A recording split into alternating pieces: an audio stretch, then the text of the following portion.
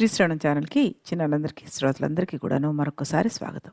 నిన్న మనం కుశుడు ఏ విధంగా స్వర్గస్థుడయ్యాడు, ఇంద్రసింహాసనాన్ని ఏ విధంగా సమభాగం పంచుకున్నాడు, ఆ తర్వాత అతని కొడుకైన అతిథుడికి ఏ విధంగా పట్టాభిషేకం వనర్చారు మంత్రులంతా కలిసి. అతడు అయోధ్య నగరంలో శ్రీవత్సం అనే మంగళ గృహంలో ఏ విధంగా సింహాసనాన్ని అధిష్ఠించాడు అంటూ చెప్పుకొచ్చారు.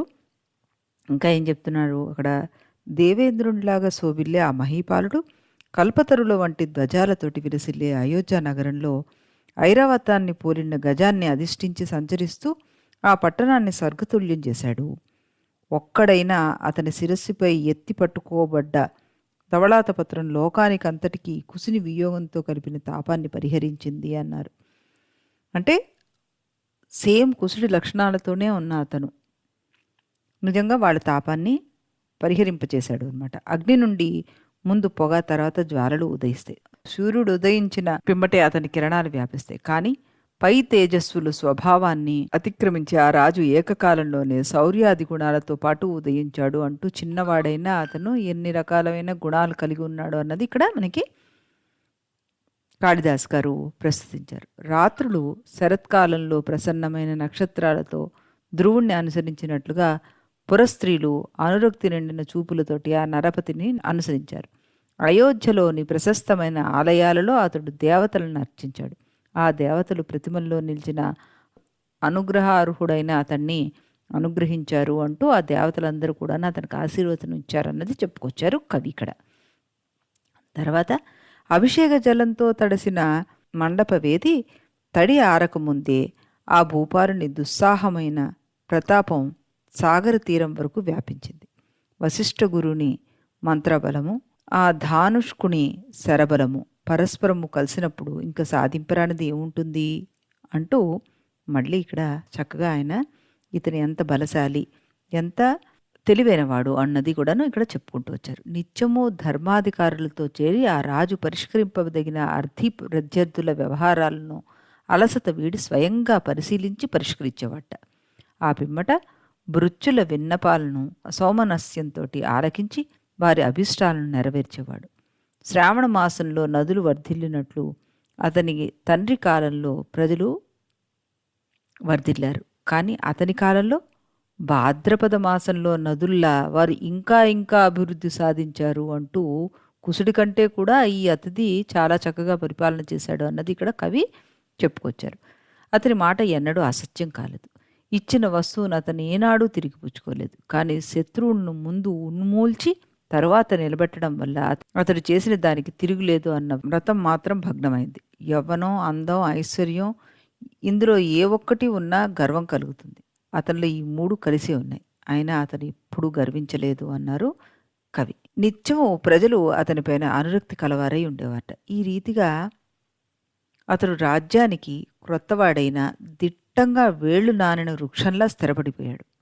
బాహ్య శత్రువులు నిత్య శత్రువులు కారు, పైగా వారు దూరంగా ఉంటారు. అందువల్ల అతడు నిత్యులు ఆంతరంగికులు అయిన 6 శత్రువులని, అంటే కామ, క్రోధ, లోభ, మోహ, మద, మాత్సర్యాల్ని ముందు జయించాడు.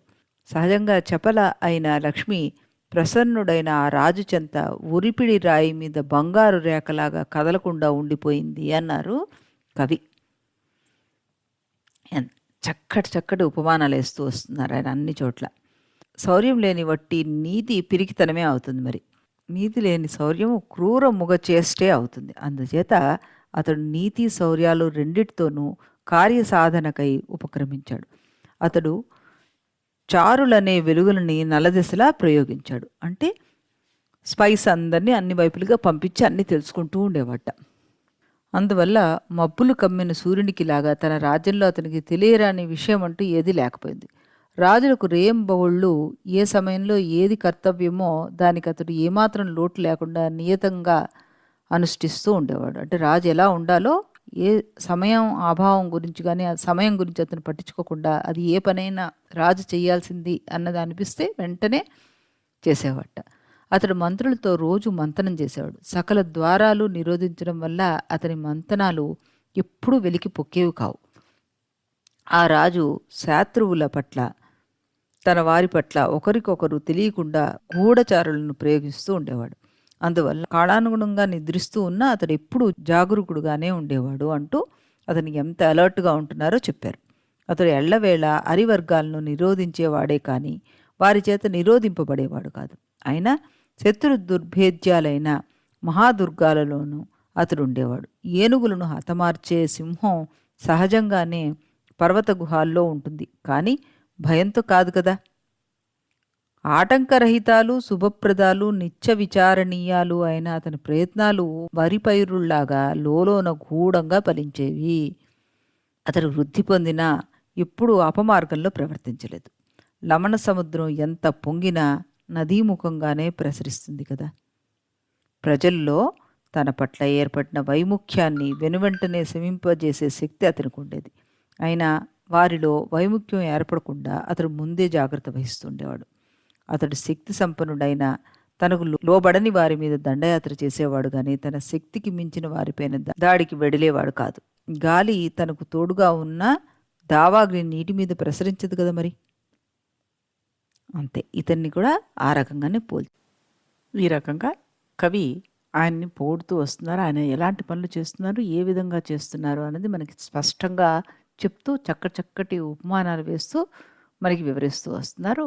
రేపు ఈయన పరిపాలన ఇంకా ఏ విధంగా ఉంది అన్నది మనకి కవి చెప్తారు. మనందరం కూడాను శ్రద్ధగా ఆయన రచించిన ఈ రఘువంశాన్ని మళ్ళీ రేపటి ఎపిసోడ్లో విందాం. అంతవరకు సెలవు.